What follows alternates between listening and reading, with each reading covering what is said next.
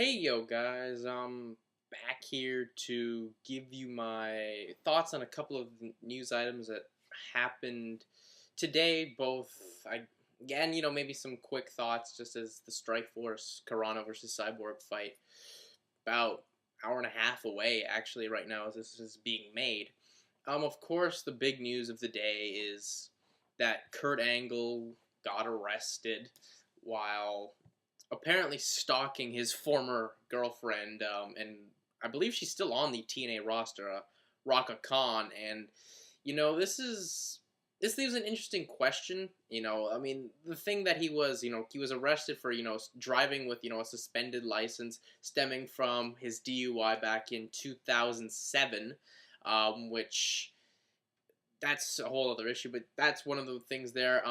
The other big thing is he was caught with HGH, which is of course the biggest type of performance enhancing drug that a lot of the wrestlers and a lot of people in sports in general are using as you can't see it on a drug test. That's why a lot of the guys are using it. They're no longer using like legitimate other forms of steroids.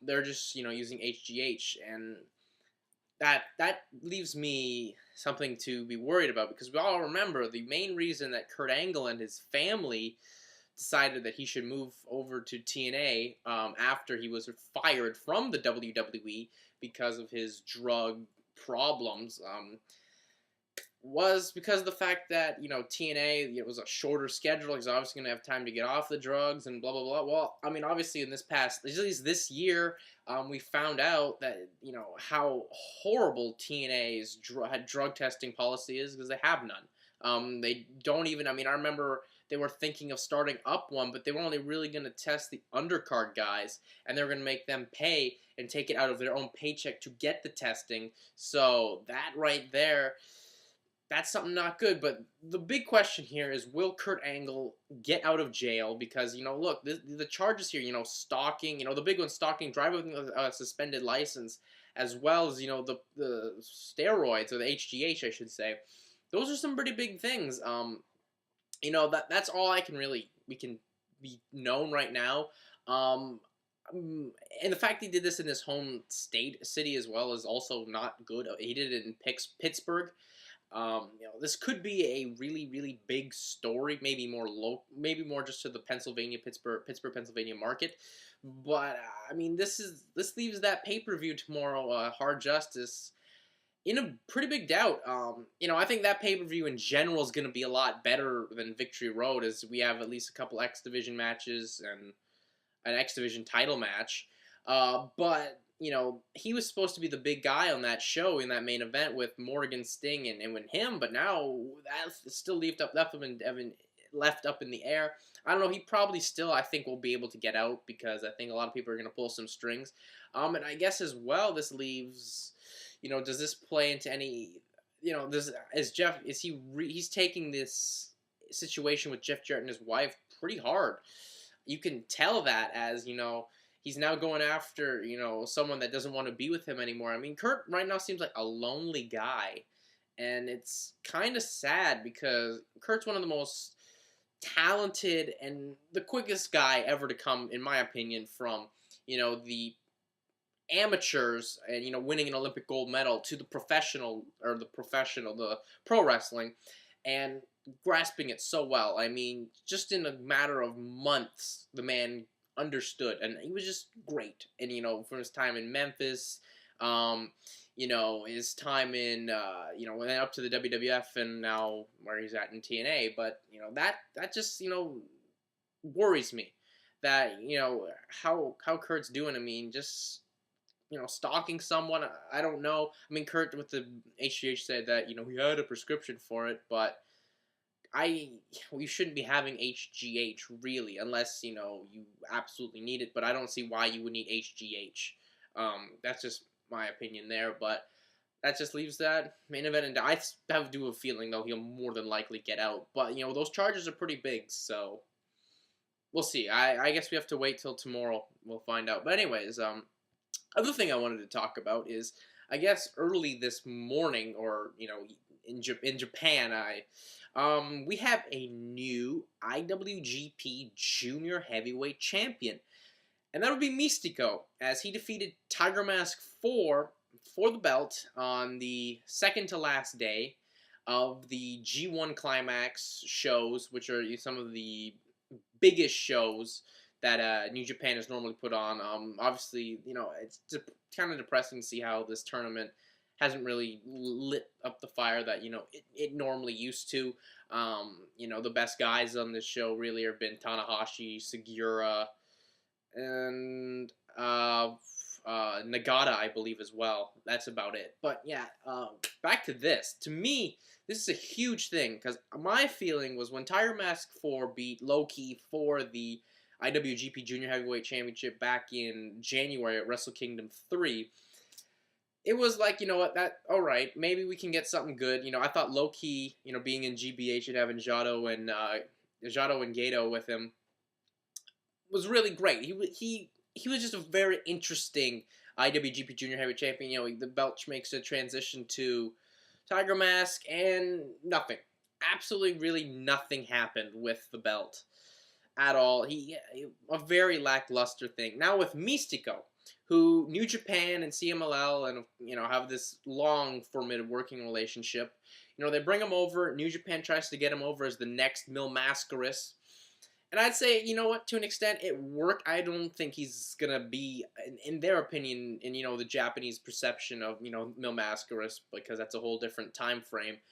But I still think this is huge, as he can take definitely the belt to Mexico. Definitely we can probably get a rematch sometime down the line in Mexico. I think that would be awesome for, the belt in general to, have Tiger Mask and Mistico have this match in Arena Mexico, probably after September. I would assume that, because, right now Mistico's in a pretty big program. One of the better programs actually in Mexico right now with Negro Casas, and looks like they're gonna be having a hair versus mask match at CMLL's 76th anniversary show, which is in September, which is obviously CMLL's biggest show of the year. But I think this is great, because now you have he's the second Hispanic to be IWGP Junior Heavyweight Champion. The first, of course, being Juventud Guerrero, who beat Jushin Thunder Liger on an episode of Nitro before losing it back to Liger on a Nitro in '99. But this is obviously way bigger than that. Juvi was all over the place, and it was just a short title run. Mistico, I think, gets a long title run.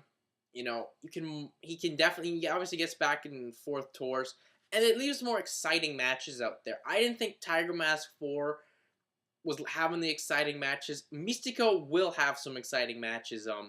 I thought New Japan did a decent job getting him over, in that first match at Wrestle Kingdom 3 in the 6-man with, I believe it was it, Frank, I think it was Averno, Jado and Guido versus Mistico, Taguchi, and Prince Devitt.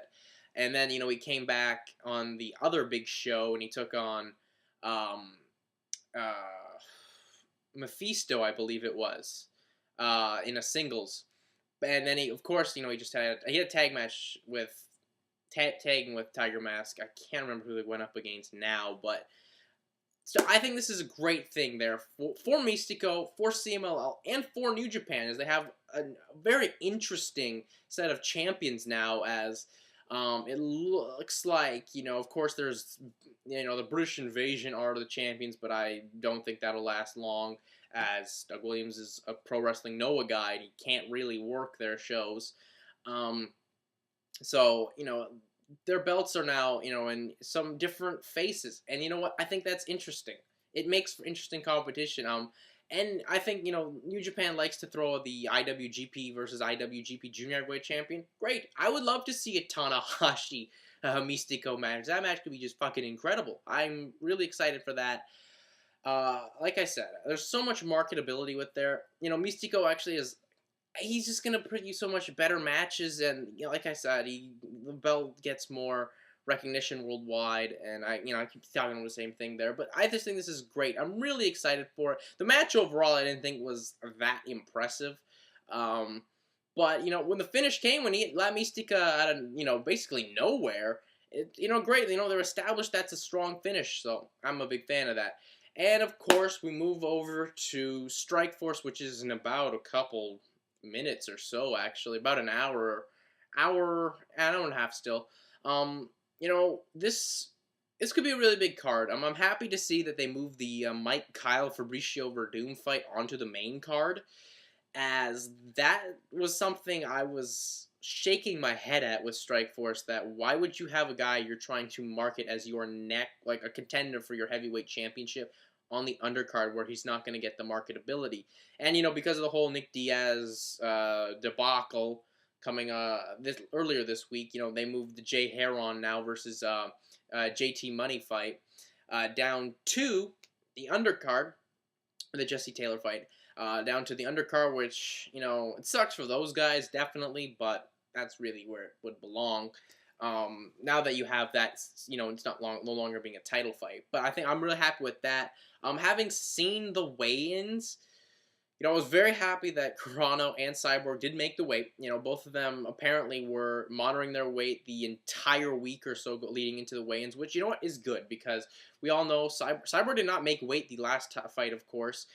Gina's, of course, had her own weight issues, and, Strikeforce really needed them to make weight here, as they're having the first 145-pound title fight for women. My opinion is that belt does not need to be a weighted belt. That should be a catch weight belt, in my opinion. There's not enough women really in mixed martial arts, and it's throwing the weight on there. I understand why you're doing it, but come on. It may, obviously maybe you want to set a standard, but I wouldn't make it like it has to be 145, like somewhere around there. Besides, they don't come in about the same weight. I'm not a fan of the catch a certain weight, especially for the women. That's just maybe me being, I don't know, it may come off sexist, but I'm just not a fan of that. But this card does look good at all.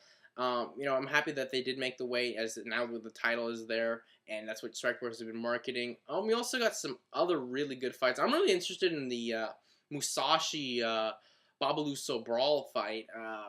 That one to me is really going to be interesting. I've seen a lot of the videos, people expecting Babalu to just kind of steamroll Musashi, and I would really disagree with that. If you've been watching the Dream shows that he's been on, he's a really talented ground fighter, and as well he's got some knockout power in his own right.